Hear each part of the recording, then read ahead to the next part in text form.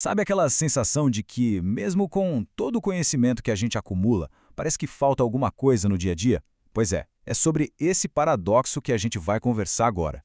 Sobre esse espaço esquisito que existe entre o que a gente entende com a cabeça e o que a gente de fato vive na pele. É um sentimento que, olha, muita gente conhece de perto. A gente lê os livros, entende as teorias sobre bem-estar, produtividade, o que for, mas na prática parece que tem um freio de mão apuxado. É como ter um mapa do tesouro, um mapa perfeito, mas simplesmente não conseguir sair do lugar. E essa desconexão, ela vira uma fonte de frustração que vai minando a gente por dentro, em silêncio. E aí a gente chega na pergunta de US$ 1 milhão, né? Se ter mais informação não está resolvendo, e vamos ser honestos, às vezes parece que até piora as coisas, o que a gente está deixando passar? Onde é que está a verdadeira falha no nosso, digamos, sistema operacional interno? Vamos começar a investigar esse sentimento. Não é algo que aparece em um diagnóstico, porque por fora pode dar tudo ótimo. É mais uma fricção interna, sabe? Aquele incômodo constante de que algo precisa mudar, mesmo que a gente não saiba dizer exatamente o quê. E o ponto mais importante aqui é parar com a autocrítica. Não se trata de preguiça, de falta de força de vontade, nem de inteligência. O problema é de outra natureza. É quase um problema técnico, de sistema. E se a gente erra no diagnóstico, a gente fica tratando o sintoma errado, e isso só gera mais e mais cansaço. A proposta aqui é pegar emprestado um termo lá da engenharia para descrever essa condição: impedância. E por incrível que pareça, essa metáfora se encaixa de um jeito impressionante na experiência humana. Vamos ver como esse conceito pode dar uma luz completamente nova sobre o problema. Pensa num circuito elétrico. Um sinal entra com toda a potência de um lado, mas se a resistência, a tal da impedância, for muito alta, ele chega do outro lado fraquinho, distorcido, ou às vezes nem chega. A nossa intenção, a nossa clareza, a nossa energia, tudo isso pode se perder no meio do caminho. Então, imagina o nosso sistema interno como esse circuito com várias camadas. O sinal, o impulso, nasce lá na nossa percepção mais profunda, na intuição. Aí ele passa pelo filtro das nossas crenças, das histórias que a gente conta para si mesmo. Isso gera sentimentos que dão energia para as nossas ações. E, finalmente, tudo isso se manifesta no mundo como a nossa expressão. A impedância acontece quando essas camadas não estão conversando, quando há um desalinhamento entre elas. E aqui está o pulo do gato.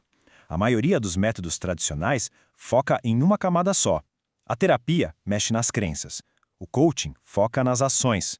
A abordagem Mebadon, por outro lado, trabalha na relação entre as camadas. A metáfora do violão é perfeita. Não adianta afinar uma corda só e esperar que o acorde saia limpo. É preciso afinar o instrumento inteiro para que ele possa ressoar em harmonia. Tá, mas como é que se afina esse instrumento na prática? Como se constrói essa tal coerência? A estrutura toda se apoia em 3 grandes pilares. Cada um deles foi pensado para atuar numa parte específica da nossa experiência. Vamos dar uma olhada no primeiro. O primeiro pilar vai direto na raiz de tudo, a percepção. A premissa aqui é bem radical. A gente consome um monte de conteúdo que muda o que a gente pensa, mas raramente muda como a gente pensa. A estrutura do nosso pensamento, a forma como a gente percebe o mundo, continua a mesma. É aí que entra a chamada literatura quântica. Ela usa a narrativa de um jeito diferente. Em vez de entregar uma informação mastigada, ela cria textos com lacunas intencionais, com paradoxos, quase como um convite para que a própria mente crie novas conexões. O objetivo não é aprender um fato novo, mas sim treinar a percepção para enxergar a realidade de um jeito novo. E o que são essas ferramentas na prática? Bom, são obras de ficção desenhadas para reorganizar o pensamento. São textos curtos, quase como âncoras, para manter essas novas perspectivas no dia a dia, e também artigos que destilam ideias bem complexas de um jeito mais acessível. Ok, legal, uma nova percepção. Mas e daí se ela fica só no campo das ideias, presa no intelecto? É aqui que entra o segundo pilar, que lida justamente com esse problema. Como trazer tudo isso para o corpo? É a ponte entre o entender e o sentir. O princípio por trás disso é algo que todo mundo já sentiu na pele. Um estado emocional tem uma assinatura no corpo, né? O coração acelera, o músculo tensiona.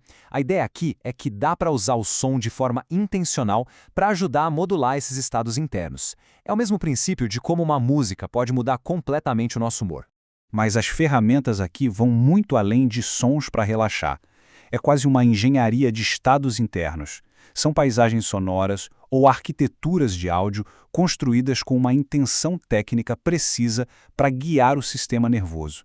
O objetivo é alinhar o corpo com as novas percepções que estão sendo cultivadas na mente. Certo. Os 2 primeiros pilares trabalham com princípios que valem para todo mundo.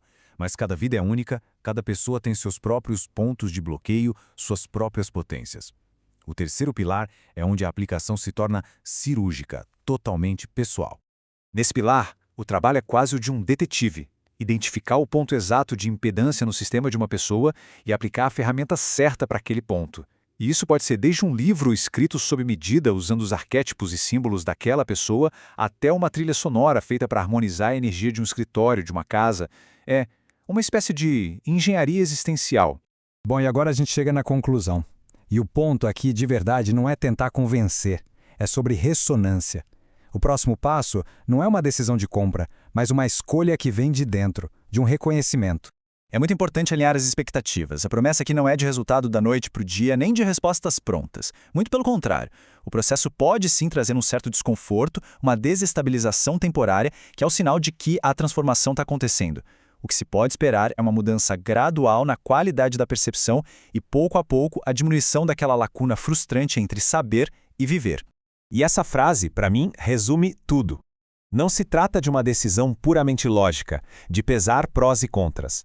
É uma questão de ressonância, de sentir, quase como um é isso, que vem do corpo, uma intuição.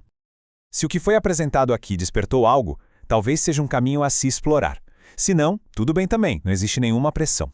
E fica essa pergunta final, para ecoar. Ela resume a proposta inteira.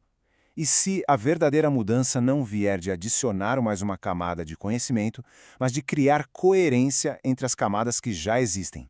De finalmente deixar o sinal passar limpo, da intenção mais profunda até a expressão no mundo.